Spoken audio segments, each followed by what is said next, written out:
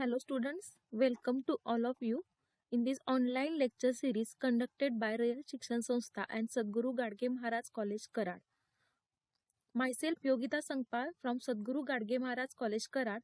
Today we are going to start the new topic of your chemistry section, and the name of the topic is transition and inner transition in elements.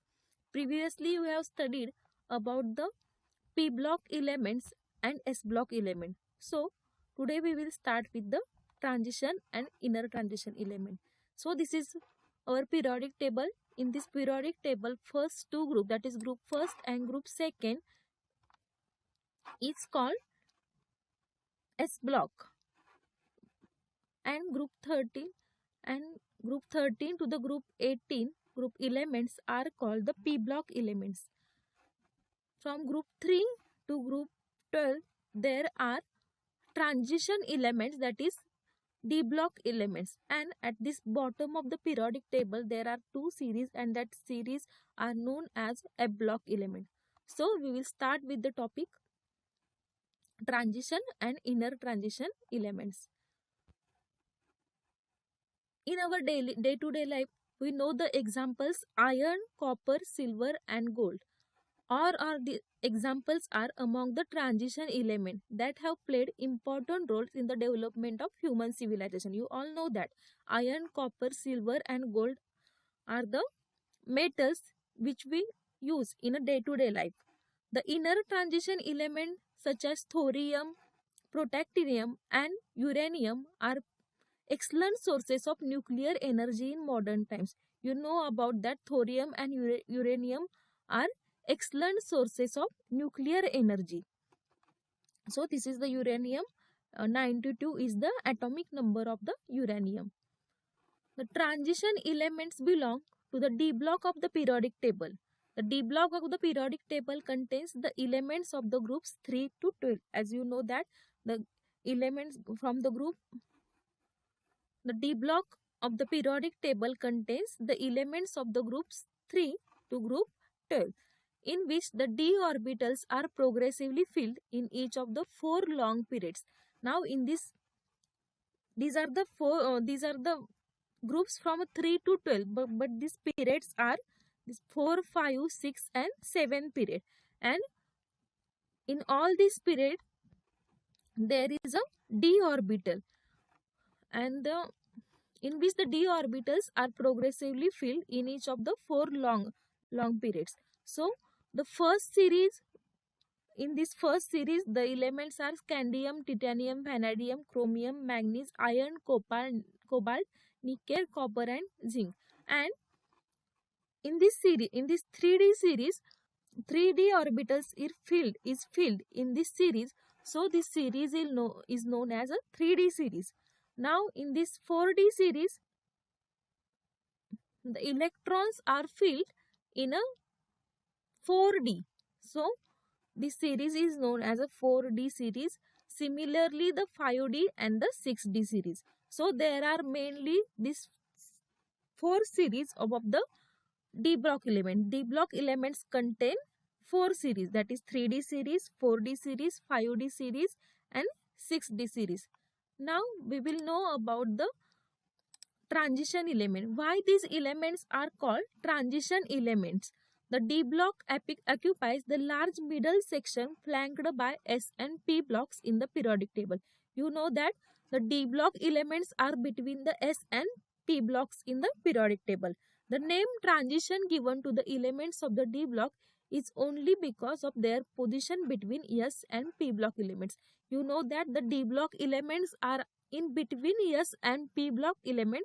So the name transition means intermediate is given to them.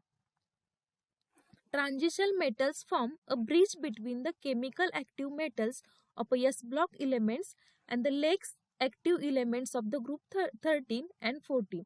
So these transition elements form a bridge between the active metals of the S block and less active elements of the group 13 and 14, that is P block, and thus take their familiar name transition elements. Because of their properties are between the S block and P block, the name given to them is a transition elements. Now There are mainly 3 series of the transition metals. You know that 3D series, that is started from the scandium to zinc. 4D series is from ytterbium to cadmium, and 5D series from lanthanum to mercury.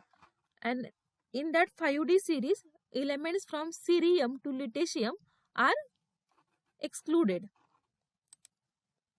The fourth 6D series, which begins with the actinium, is still incomplete. The fourth series, which is 6D, begins with the actinium and is still incomplete.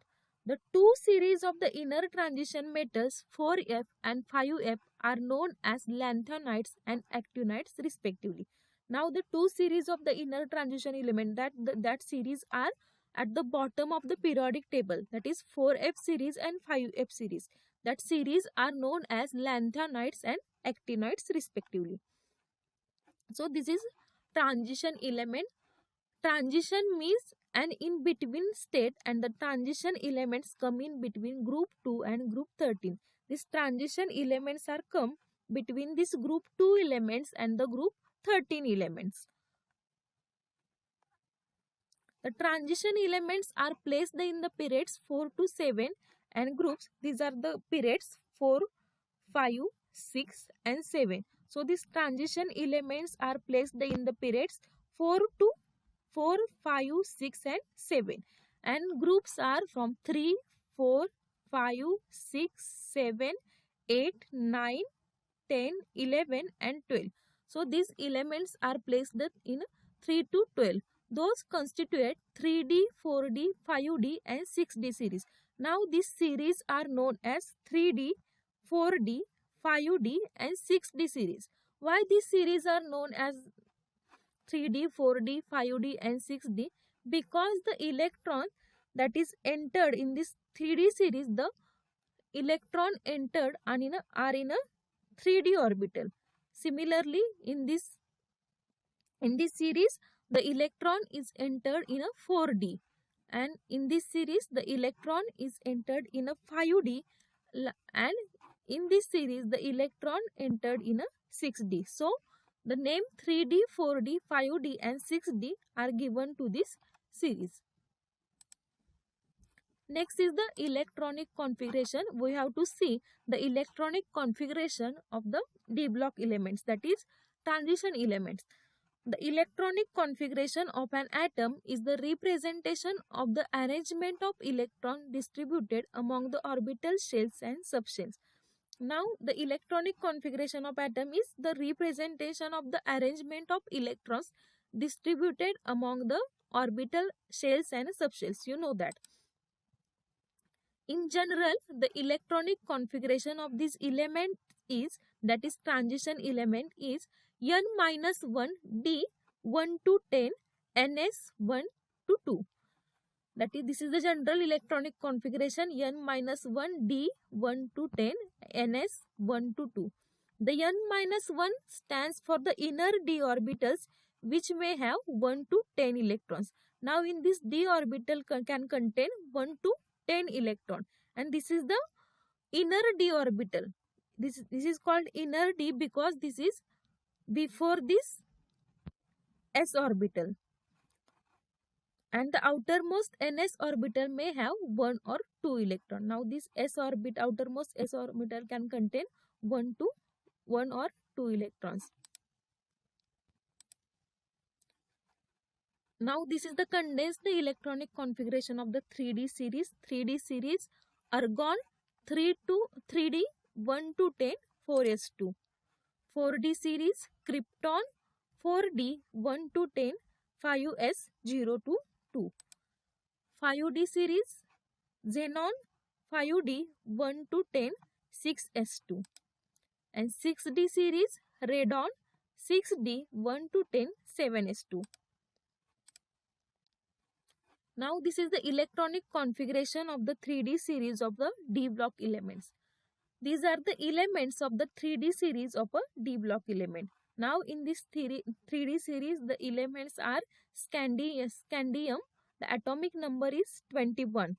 Titanium, atomic number is 22. Vanadium, atomic number 23, chromium atomic number 24, manganese atomic number 25, iron atomic number 26, cobalt atomic number 27, nickel 28, copper 29 and zinc 30.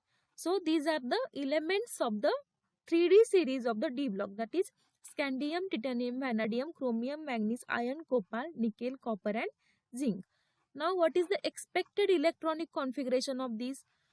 Now scandium has the atomic number 21. So the expected electronic configuration is 3d1 4s2. Now the observed electronic configuration is also same, argon 3d1 4s2. In the case of titanium, expected is argon 3d2 4s2 and observed is also same.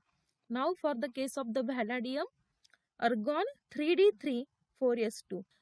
Now in the case of chromium, atomic number is 24 and the expected electronic configuration is argon 3d4 4s2.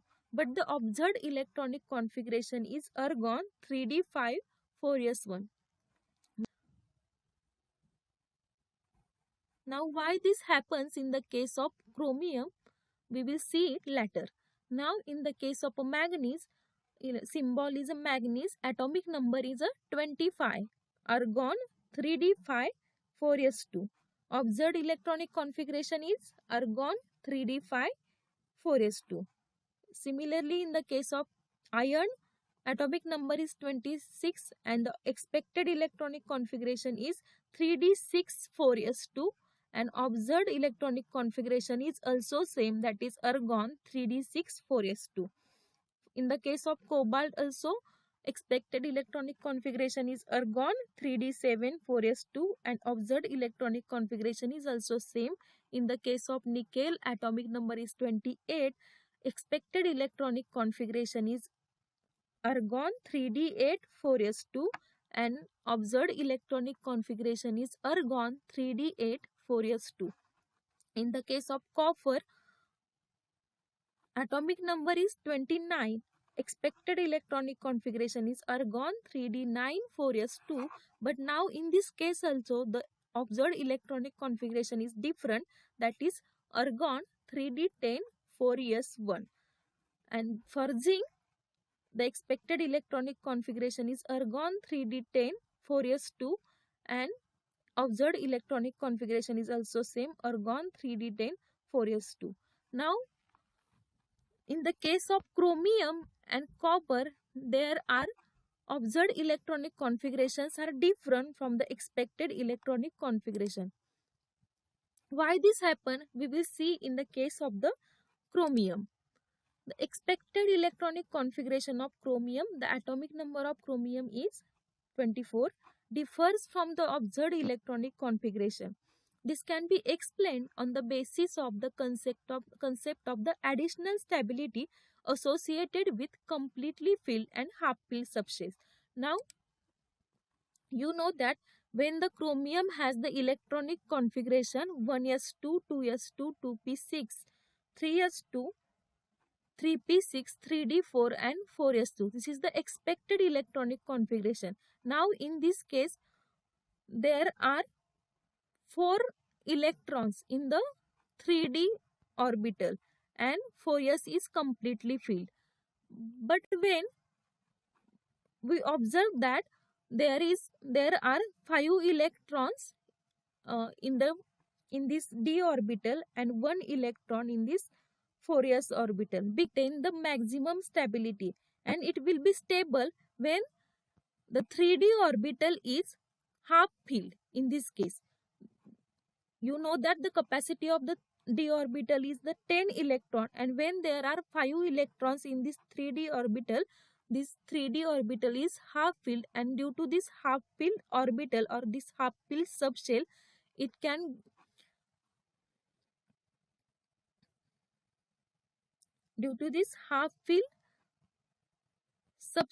it attains the extra stability. So to attain the extra stability,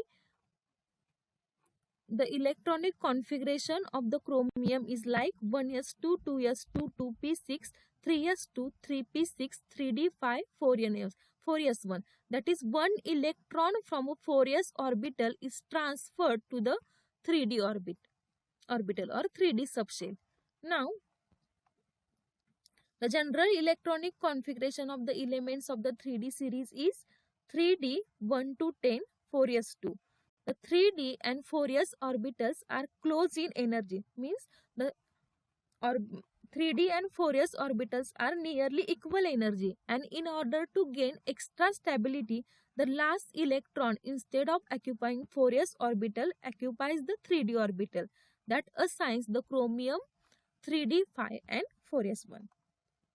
Now we will see in the case of the electronic configuration of the copper. Now in this case also, actual electronic configuration of copper is 1s2, 2s2, 2p6, 3s2, 3p6, 3d10 and 4s1. This is the actual configuration. And what is the expected electronic configuration? 1s2, 2s2, 2p6, 3s2, 3p6, 3d9 and 4s2. Now in this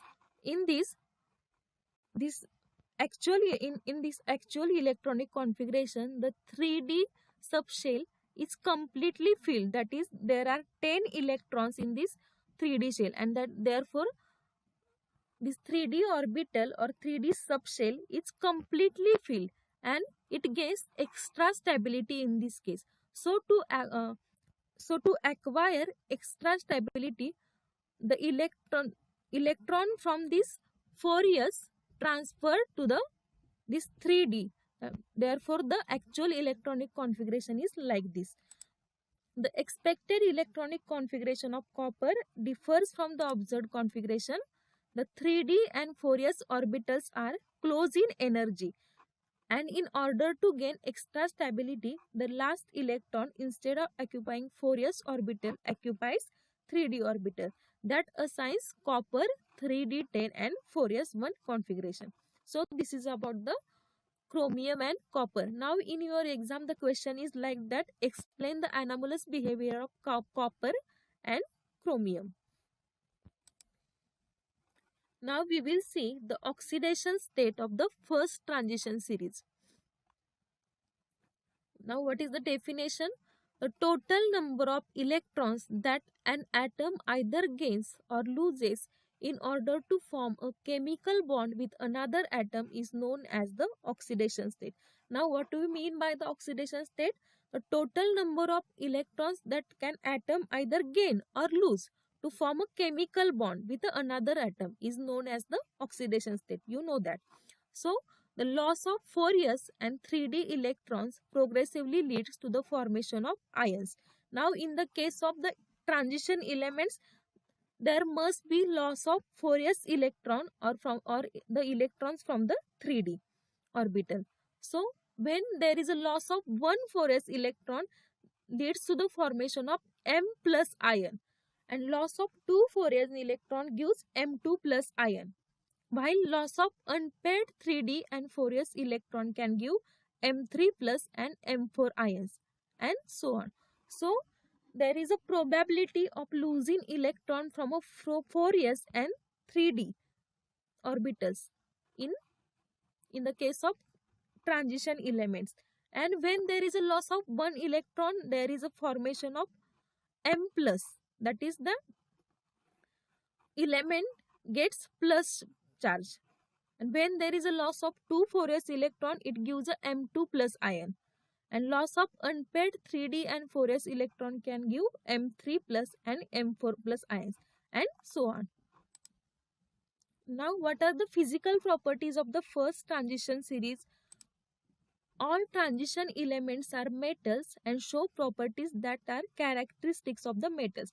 Now all this transition, you should remember that all the transition elements are metals, and all the properties of metals are the properties of the transition metals. Now you know that the properties of the metal: hard, lustrous, malleable, ductile, good conductors of heat and electricity.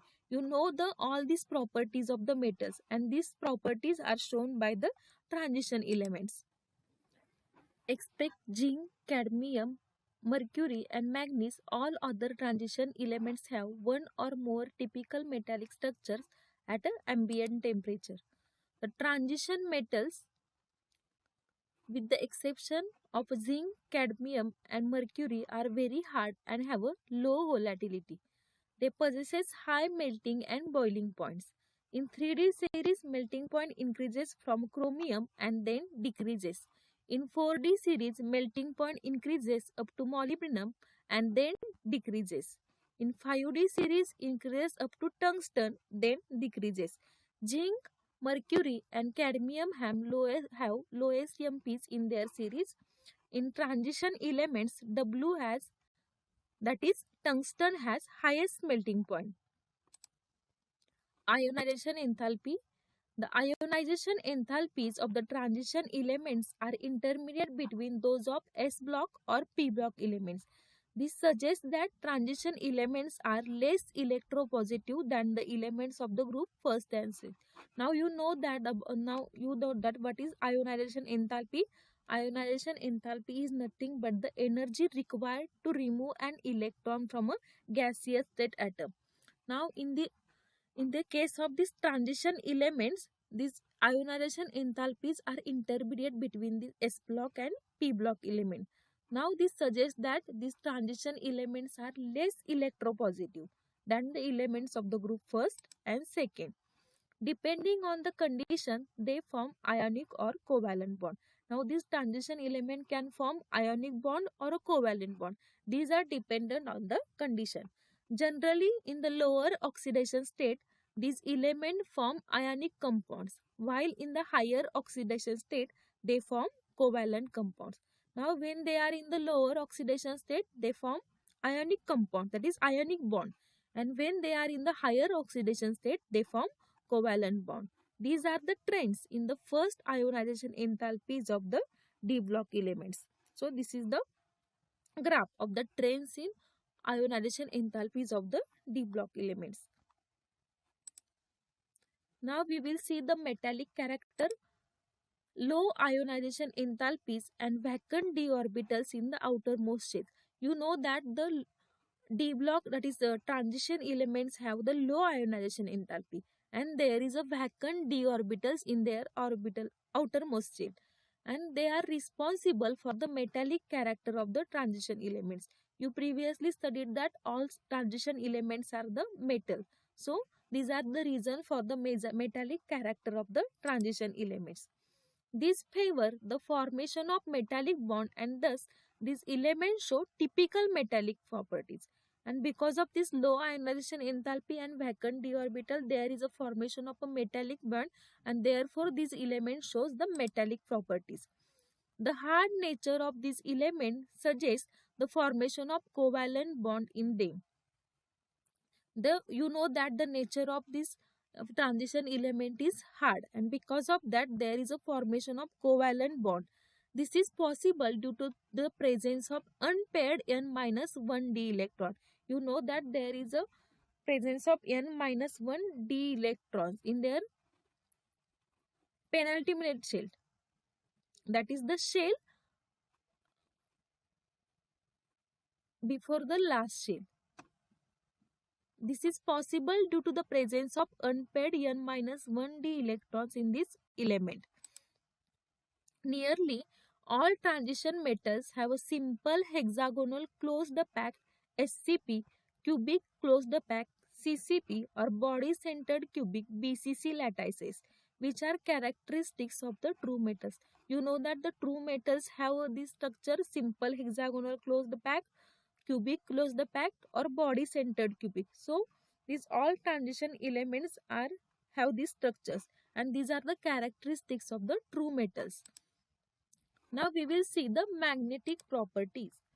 When a magnetic field is applied, substances which are attracted towards the applied magnetic field are called paramagnetic.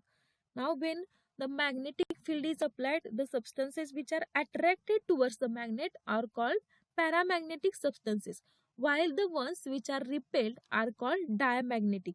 Which are repelled by the magnetic field are called the diamagnetic substances.